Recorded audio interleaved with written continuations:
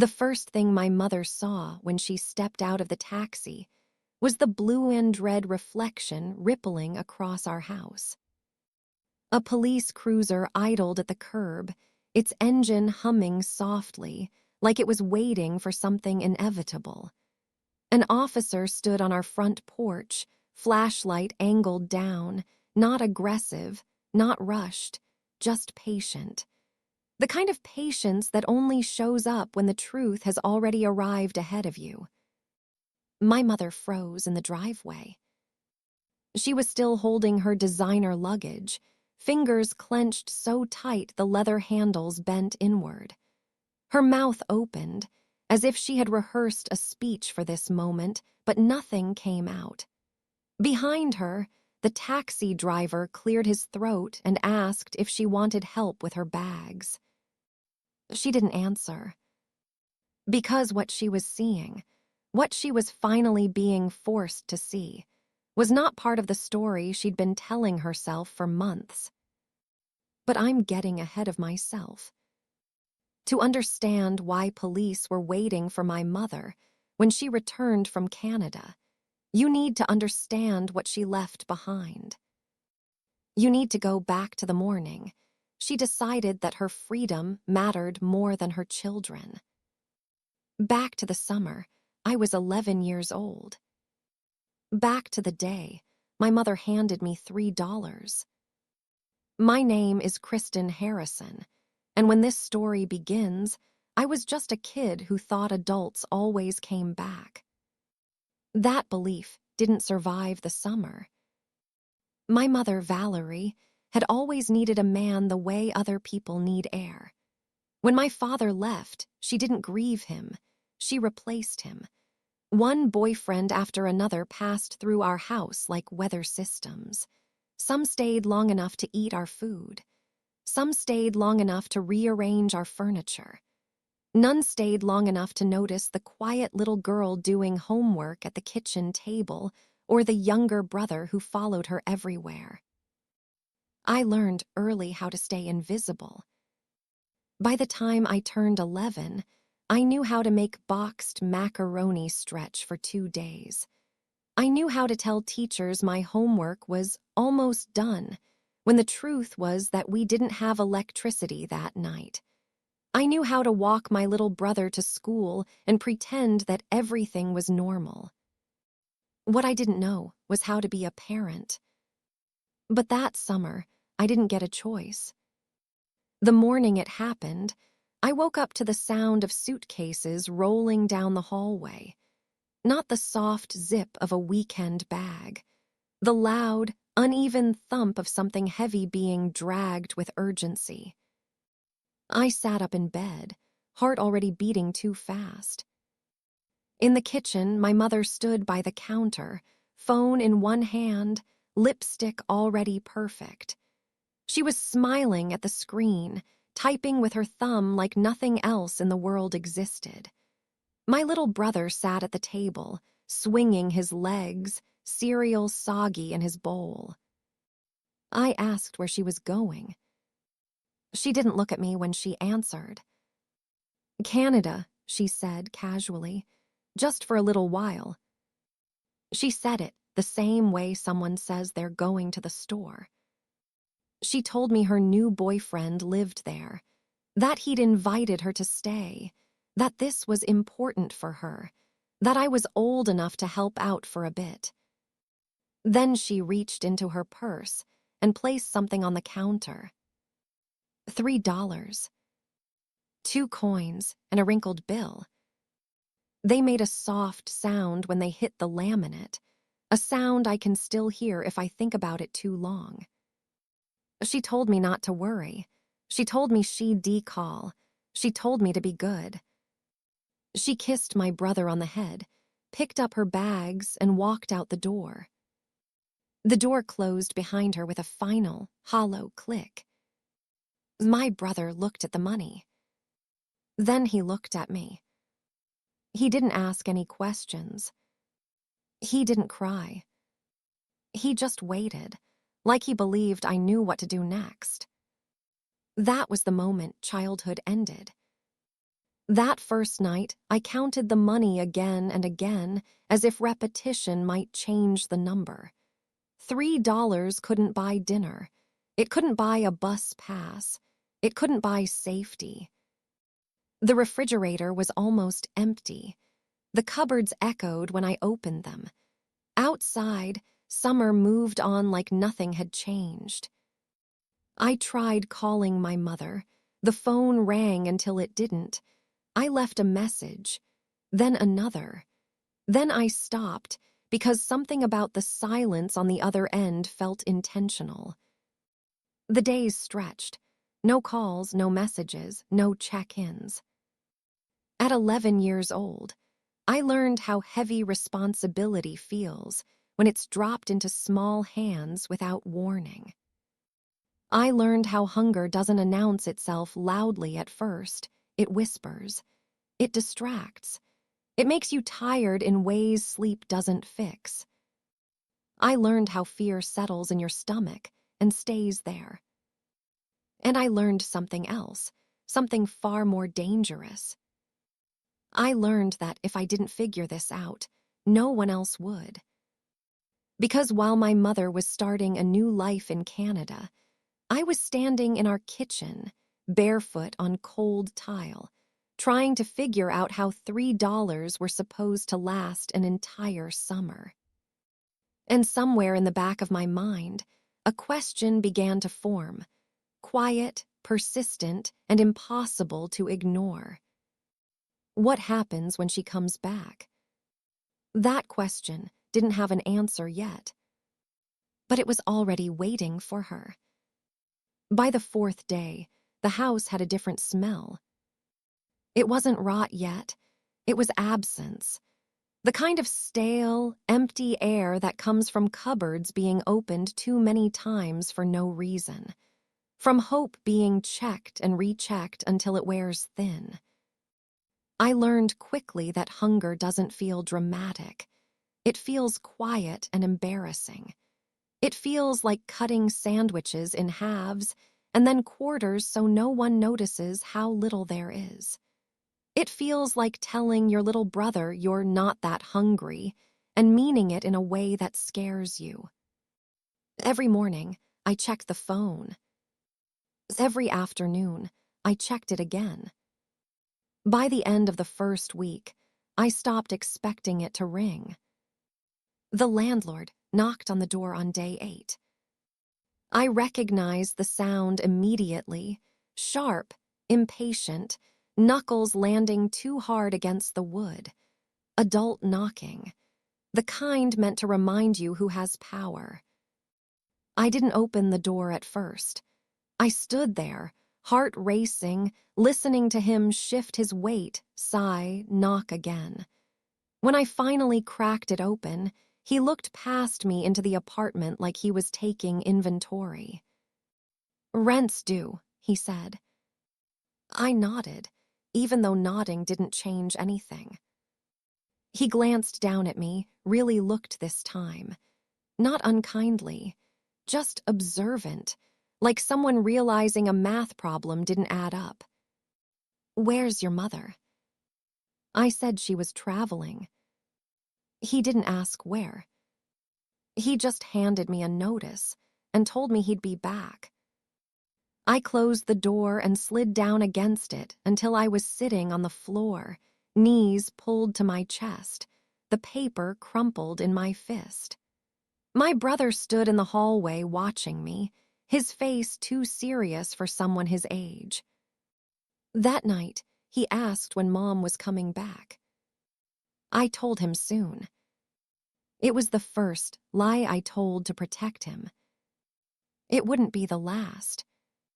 School was out for the summer, which meant no free lunches, no teachers asking questions, no adults noticing patterns. The neighborhood kids played outside, riding bikes, laughing. My brother watched them through the window, pretending not to care. When he asked if he could go with them, I said maybe later. Later never came. We ran out of food completely on day 11. That was the day I learned what humiliation tastes like. I knocked on our neighbor's door, Mrs. Pritchard, the woman who watched everything from behind her curtains. She opened the door slowly, eyes sharp, already curious. I asked if she had anything we could borrow, just for a little while.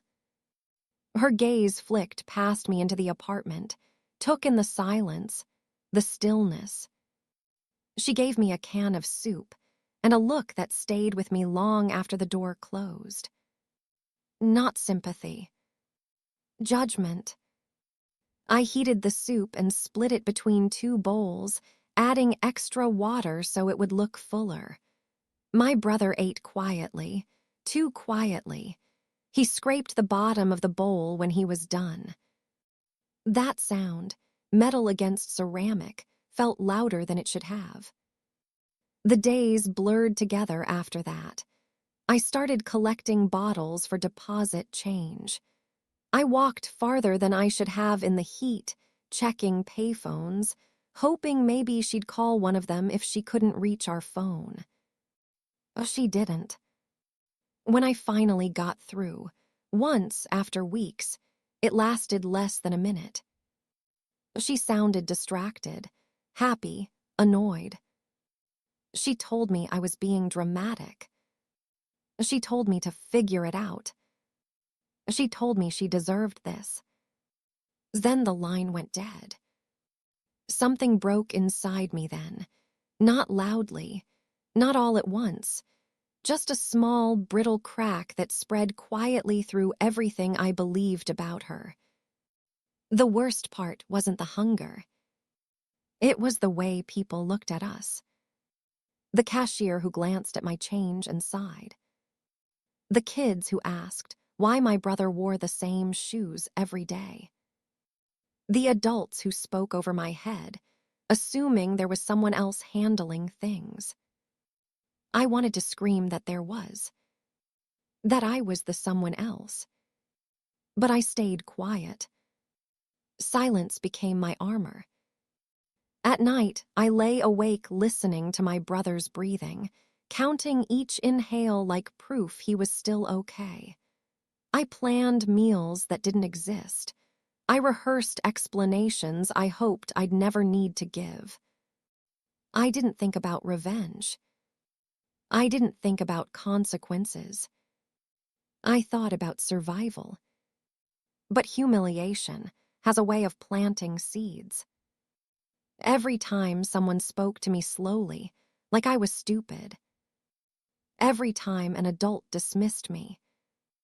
Every time my mother chose not to come back. Those moments stacked on top of each other, heavy and undeniable. And somewhere deep inside, beneath the fear and the exhaustion, something else began to take shape. It's not anger. Not yet. Something colder. Something patient. Because if I had learned one thing that summer, it was this. People who abandon you expect you to disappear quietly. They don't expect you to remember. And they definitely don't expect you to endure. Asterisk Chapter 3, Psychological Breakdown and Turning Point.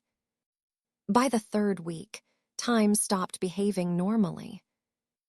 Days didn't move forward anymore. They stacked, heavy, indistinguishable, one long stretch of waiting for something, anything to change. Sleep came in fragments. I'd drift off for an hour, wake up convinced I'd heard the door open, then lie there staring at the ceiling while the house settled around me. Every creak sounded like a question mark. Every passing car made my heart jump before sinking again. My brother started having nightmares. He wouldn't scream. He'd just wake up shaking, eyes wide, breath shallow, like his body had already learned panic before his mind could explain it. I'd pull him close, feel how light he'd become, count his ribs through his shirt, and whisper that everything was okay. The words felt thinner, every time I said them.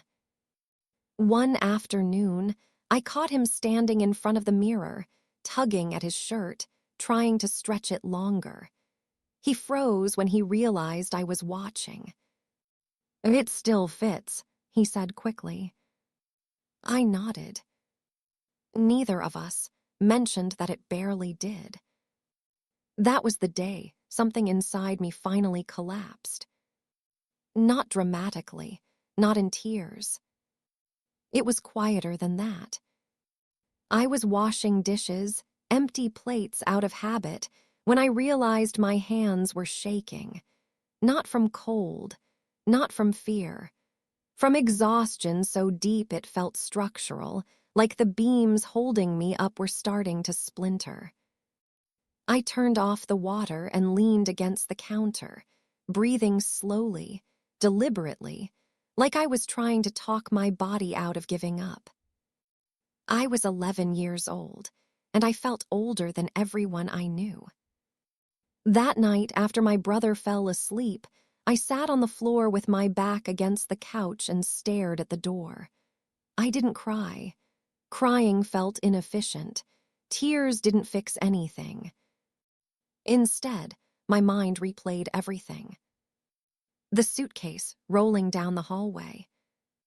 The $3 on the counter.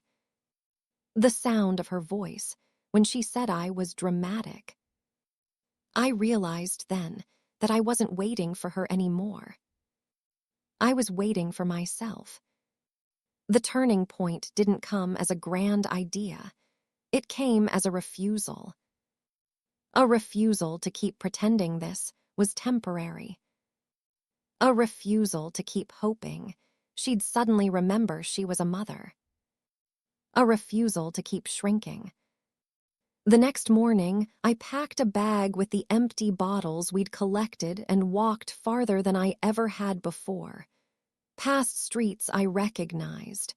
Past streets I didn't. I returned them for change and counted the coins in my palm like they mattered, because they did. On the way home, I passed an Italian restaurant. The back door was open. A man in an apron was dragging heavy black bags toward a dumpster. The smell stopped me in my tracks. Bread, garlic, something warm and real. I watched as he tossed the bags in without looking. The sound they made when they hit the bottom wasn't dull. It was solid. Food doesn't sound like trash when it hits the ground. I stood there too long, staring, my stomach tightening with something that wasn't just hunger. Waste. I approached him before I could think better of it. I asked if the food was bad. He shrugged, said it couldn't be sold tomorrow, said rules were rules. Then he looked at me, really looked, and hesitated. Without saying anything else, he handed me 2 bags. I didn't thank him right away. My hands were too busy gripping the plastic like it might disappear if I let go. I ran home. Not walked. Ran. I spread everything out on the kitchen table like it was treasure. Bread still soft, pasta untouched, vegetables with nothing wrong except time. My brother's eyes went wide. That night, he ate until he leaned back in his chair and laughed. A small, surprised sound, like he'd forgotten what full felt like. Something clicked in my head as I watched him. This wasn't charity. This was possibility. If one restaurant threw away this much food every night, how many others did the same? How many bags hit dumpsters instead of tables? How many kids like my brother went to sleep hungry while perfectly good meals disappeared behind locked lids? The thought wouldn't leave me alone. The next day, I went to the library. I didn't know what I was looking for yet, just that the answer wouldn't come from waiting. I read about food waste, about policies, about liability, about people who'd turned leftovers into lifelines. Each page felt like oxygen. For the first time in weeks, my fear had direction. I wasn't planning revenge. I was planning survival. But deep down, something else had taken root. Because every step I took without my mother, every problem I solved on my own, every meal I put on the table despite her absence, was quietly rewriting the story she thought she'd left behind. And that story was no longer about abandonment. It was about becoming dangerous in a way she'd never anticipate. Once the idea took hold, it refused to let me sleep. Not the panicked, shallow sleeplessness from before, but a sharp, restless awareness. My brain kept moving, connecting things, replaying what I'd seen behind that restaurant, the waste, the routine, the indifference. I started noticing patterns everywhere. Delivery trucks at dawn, dumpsters filled at closing time, the quiet choreography of excess happening just out of sight. I didn't tell anyone what I was thinking. Not my brother, not the neighbors, not even myself in clear words. I just started preparing. Every morning, I walked to the library and sat at the same table near the back, the one with the loose leg that wobbled if you leaned too hard. I learned which computers froze and which didn't. I learned how long I could stay before the librarian gave me a polite look. I read slowly, carefully, like the information might vanish if I rushed. Health codes, liability waivers, community kitchens, food recovery laws, words that sounded adult and official, words that felt dangerous and powerful in the hands of a child. I wrote notes in the margins of scrap paper. I copied phrases exactly, practicing how they sounded out loud. I learned which rules mattered and which ones were mostly about fear. At home, I made lists. Not dramatic ones, practical ones. What we needed. What I could carry. Who I might ask. Who I absolutely could not. I watched my brother closely during this time. He didn't know the plan, but he felt the shift. Kids always do. He started helping without being asked, sorting bottles, counting change, standing beside me instead of behind. We didn't talk much. Talking felt like tempting fate. Fear didn't disappear. It just changed shape. Instead of what if we don't make it, it became, what if this fails and makes things worse? I imagined angry restaurant owners, health inspectors, police, adults shaking their heads and telling me I'd overstepped. I imagined my mother finding out somehow and laughing, dismissing it, minimizing it the way she minimized everything else. That thought stayed with me longer than the others. Because this wasn't just about food anymore. It was about proving, quietly, relentlessly, that I could build something real without her. I practiced conversations in my head, over and over. Hello, my name is. No, too weak. I'm organizing. No, too vague. We're partnering with. Not yet, don't lie. I learned to speak slowly, confidently, even when my stomach twisted. I learned to make eye contact and not apologize for taking up space. The first door I planned to knock on was the hardest. The Italian restaurant. I waited 3 days before going back. Not because I was scared of rejection, though I was, but because I wanted to walk in knowing exactly what I'd say. I wanted to sound like someone who belonged there, not a hungry kid asking for leftovers. In the meantime, I found an ally. Mr. Okonkwo ran the small community center 2 blocks away. I'd seen him my whole life. Kind eyes, steady presence, the sort of man adults listened to without realizing why. I went to him with my notes folded tight in my pocket. I told him everything. Not dramatically, not emotionally. Just facts. He listened without interrupting, hands folded, expression unreadable. When I finished, he leaned back and studied me like he was measuring something invisible. Then he nodded. He didn't promise miracles. He promised structure. He showed me how to make my plan sound legitimate, how to talk about safety, consistency, accountability. He let me use the community center as a potential distribution point and taught me how to present myself like someone worth trusting. That was the first time I felt it. Power. Not loud power, not aggressive power. The kind that comes from preparation. By the time I walked into the Italian restaurant through the front door, my hands were steady. The owner listened, skeptical, sharp, experienced. I didn't beg. I explained. I didn't oversell.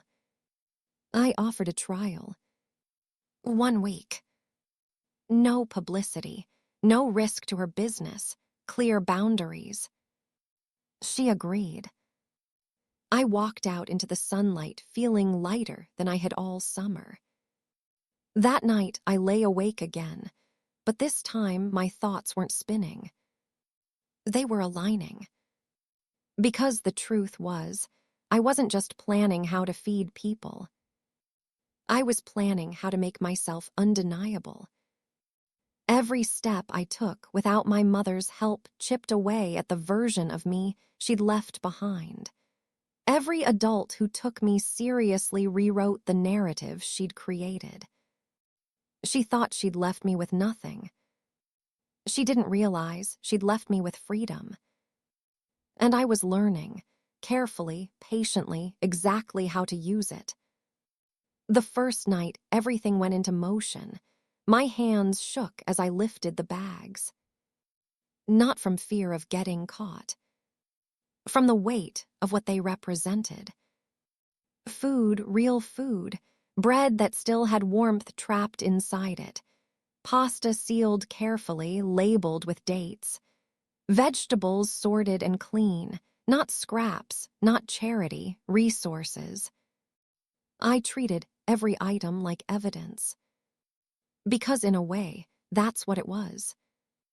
Proof that the world my mother had abandoned us to wasn't empty, it was just inefficient, wasteful, blind.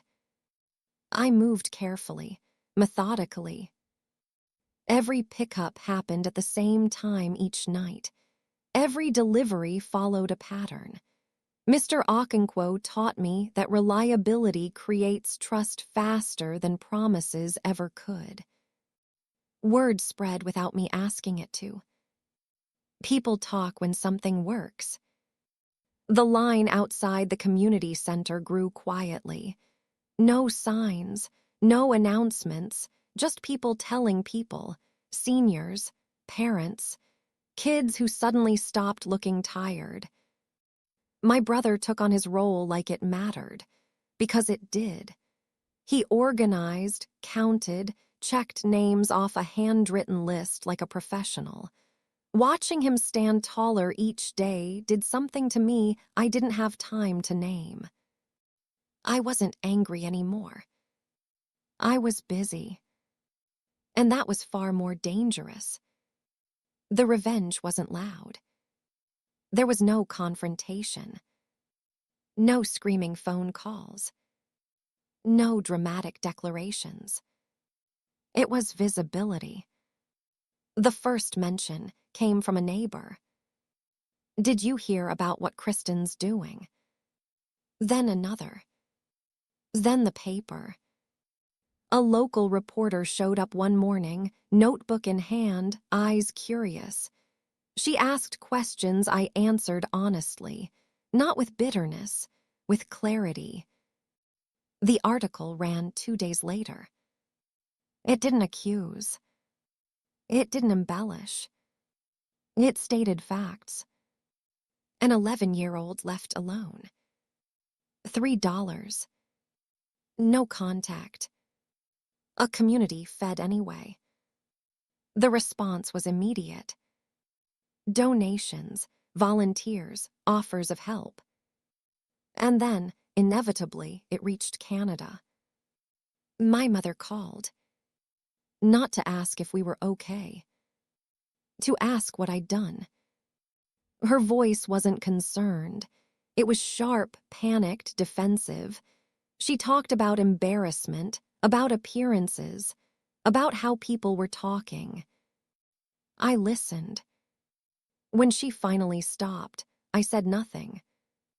Silence is powerful when you've earned it. She said she was coming home. That was when the final piece fell into place. Because while she was busy booking a flight, something else was already waiting for her. The investigation. Mrs. Pritchard, the neighbor who watched everything, had made a call weeks earlier. Not out of spite, out of concern, dates, details, observations. Authorities don't move fast. They move thoroughly. By the time my mother's plane landed, the story had structure, paperwork, timelines. I didn't orchestrate the police presence. I didn't need to. The system she'd assumed would never look her way was finally looking straight at her. When the taxi pulled up, I stood on the porch. Not hiding. Not confronting. Standing. She stepped out with confidence she hadn't earned anymore. Then she saw the cruisers, the officer, the waiting. I watched realization move across her face in stages. Confusion. Denial. Fear. The moment she understood, that was the revenge. Not punishment. Recognition. She was escorted away calmly, professionally, no drama. Neighbors watched. My brother stood beside me, shoulders back.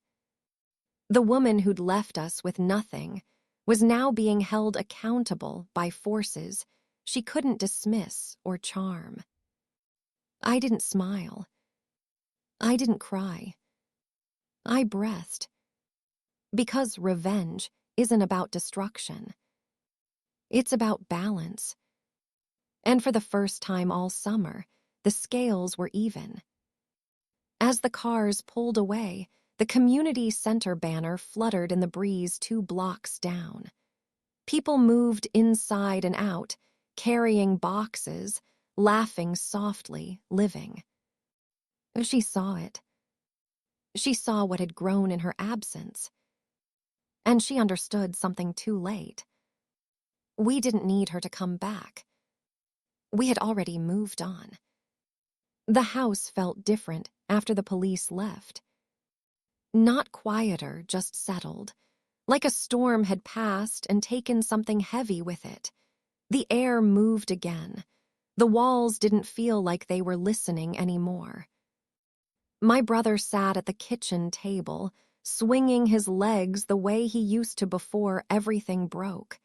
He didn't ask questions. He didn't need explanations. He'd seen enough to understand that something had ended. So had something else. The investigation took weeks. Adults with clipboards came and went. They asked questions carefully, gently, as if afraid I might shatter if they pressed too hard. I answered without drama. Dates, amounts, silence, absence. Facts don't need emotion to be devastating. My mother hired a lawyer. Of course she did. The same way she always looked for someone else to fix things. The charges didn't put her in jail. Life isn't a movie.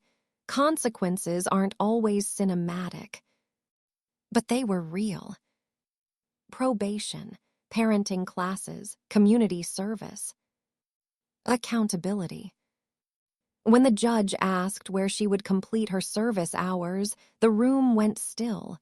People expected distance, separation, protection. I said the community center. Second chance kitchen. Not because I wanted to punish her. Because I wanted her to see. Her first day volunteering, she showed up overdressed and defensive, like she was bracing for judgment. She avoided eye contact, kept her head down, sorted bread with stiff movements as if the work itself offended her. The volunteers didn't say much. They didn't need to. Reality has a way of doing the talking. Week by week, she changed. Not suddenly, not cleanly, but gradually. She learned names. She learned routines. She learned how many families showed up every Thursday. She learned how far $3 really goes. One afternoon, I found her crying in the storage room. Not loudly, not theatrically. Quietly, like someone who finally ran out of excuses. She didn't ask for forgiveness. She said she was sorry. There's a difference.